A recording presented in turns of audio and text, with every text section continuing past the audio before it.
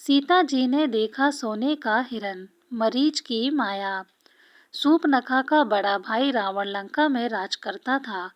वह अपने बल प्रताप के लिए तीनों लोकों में विख्यात था। देवता उसके नाम से ही थर थर कांपते थे। कुबेर से उसने पुष्पक विमान छीन लिया था।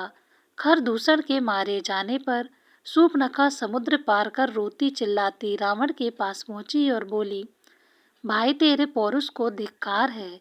तेरे रहते मेरी यह दुर्गति हो रही है। अब तू कैसे मुंह दिखाएगा।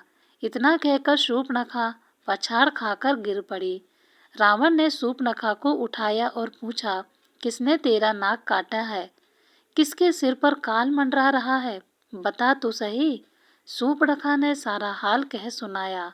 राम लक्ष्मण के बल और रूप की प्रशंसा करते हुए उसने कहा कि उनके साथ एक परम सुंदरी स्त्री भी है। उसका नाम सीता है। मैंने समझा कि ऐसी सुंदरी स्त्री लंका के राजमहल के योग्य है।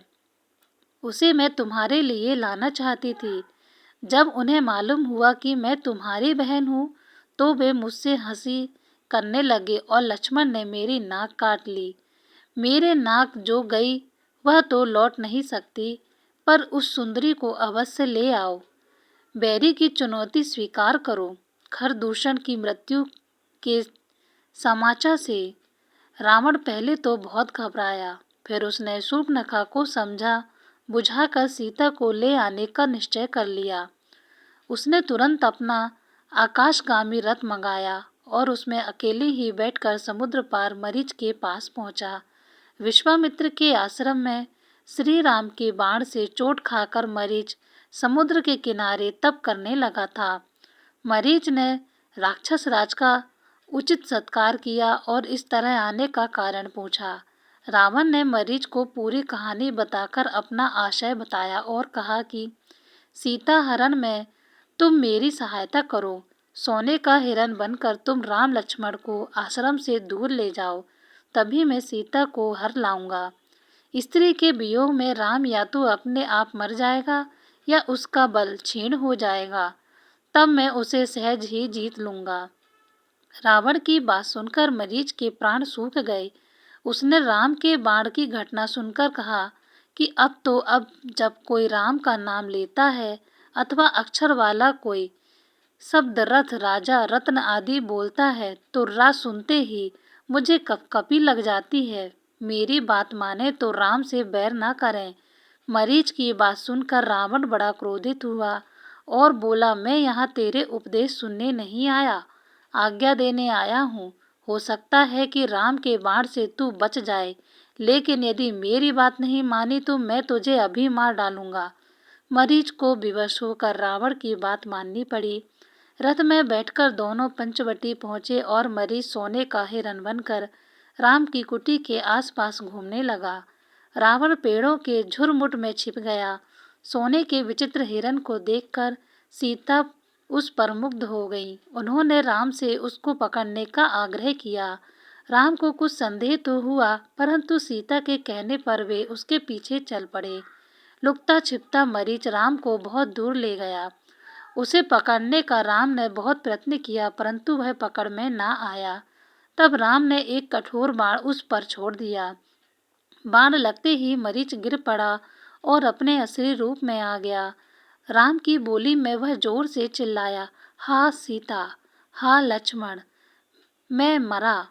राम की पुकार सुनते ही सीता लक्ष्मण से बोली, भाई संकट में है, जल्दी जाओ। लक्ष्मण ने कहा, माता आप चिंता ना करें, आर्य राम का कोई कुछ नहीं बिगाड़ सकता।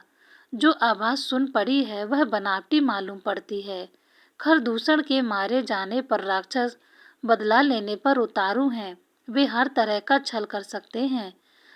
जब लक्ष्मण किसी तरह उन्हें अकेला छोड़ने को तैयार हुआ तो सीता अनेक प्रकार के दुर्वचन कहने लगी। वे बोली, तुम भी भरत के गुप्तचर मालूम पड़ते हो सकता है मेरे ऊपर भी तुम्हारी कुदृष्टि हो। अगर आर्यपत्र को कुछ हो गया तो मैं गोदावरी नदी में डूब मरूंगी।